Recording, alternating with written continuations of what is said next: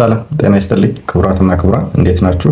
ጠበቃ ጌታሁን ያልክበት ነኝ። እንግዲህ በዛሬው ዕለት ከባንክ ጋር ከሚደረጉ የገንዘብ እንቅስቃሴዎች አንጻር ሁለት ነገሮችን ወደ እናንተ ለማድረስ መጥቻለሁ። አንደኛው የፍትሐብሔር ሕጋችን 2472 አስመልክቶ ያለውንና ከ500 ብር በላይ የገንዘብ የብድር ውል ማለት ነው ጽሁፍ ካልተደረገ በስተቀር ተቀባይነት እንደማይኖረው የሚገልጸውን አንቀጽ አስመልክቶ በባንክ የተደረገ የገንዘብ የትራንስፈር ደረሰኝ ማለት ነው ብድርን ለማስረዳት እንደ ማስረጃ አያገለግልም ሲል የፌዴራል ጠቅላይ ፍርድ ቤት ሰበር ሰሚ ችሎት የሰጠውን አስገዳጅ ውሳኔ አለና በዛ አስገዳጅ ውሳኔ መነሻነት የዚህ የባንክ ትራንስፈር ደረሰኝ ማለት ነው የብድር ውልን እሱም ብቻ በባንክ ገንዘብ ትራንስፈር አድርጌለታለሁ በዛ መሰረትም አበድሬዋለሁ ብድር ነው ያበደርኩት ብሎ ሰው ማስረዳት እንደማይችል እሱም ብቻ በመያዝ ማስረዳት እንደማይችል ጠቅላይ ፍርድ ቤቱ ሰበር ሰሚ ችሎቱ ማለት ነው አስገዳጅ ውሳኔ ሰጥቷል። ለዚህ ምክንያት ያደረገው በዚህ ከላይ በጠቀስኩላችሁ አንቀጽ 2472 መሰረት ማለት ነው በዛ ላይ የብድር ውል ከ500 ብር በላይ ከሆነ በጽሁፍ መደረግ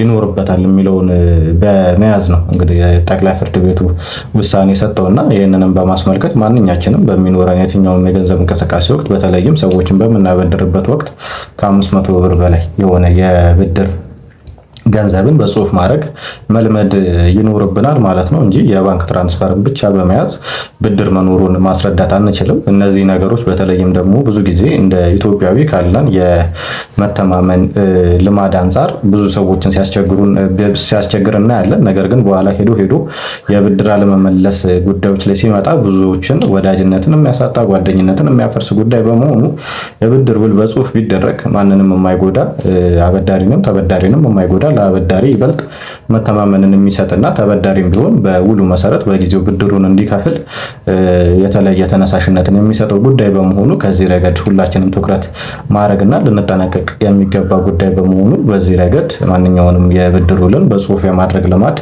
እንዲኖረን ይሄንን ለማለት ነው። ሌላው ደግሞ ምንድነው ፍትሐብሔር ሕግ ቁጥር 2165ን አስመልክቶ ደግሞ ሌላው የተሰጠ ውሳኔ ምንድነው? በጠቅላይ ፍርድ ቤት የተሰጠው አስገዳጅ ውሳኔ ምንድነው?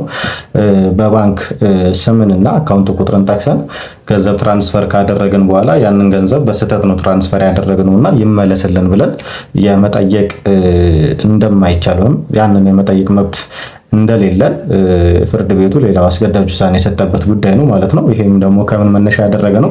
የፍትሐብሔር ሕጉ 2165 ላይ ምንድነው የሚለው?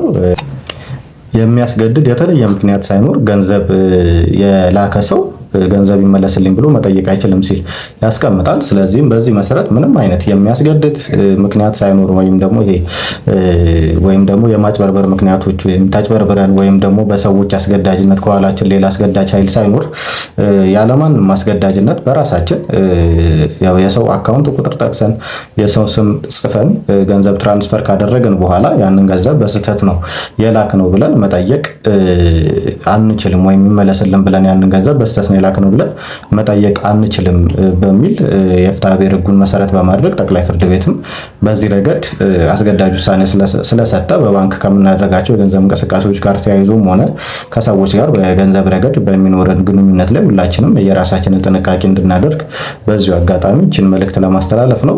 ጠበቃ ጌታሁን ያልክበት ነበርኩኝ። አመሰግናለሁ።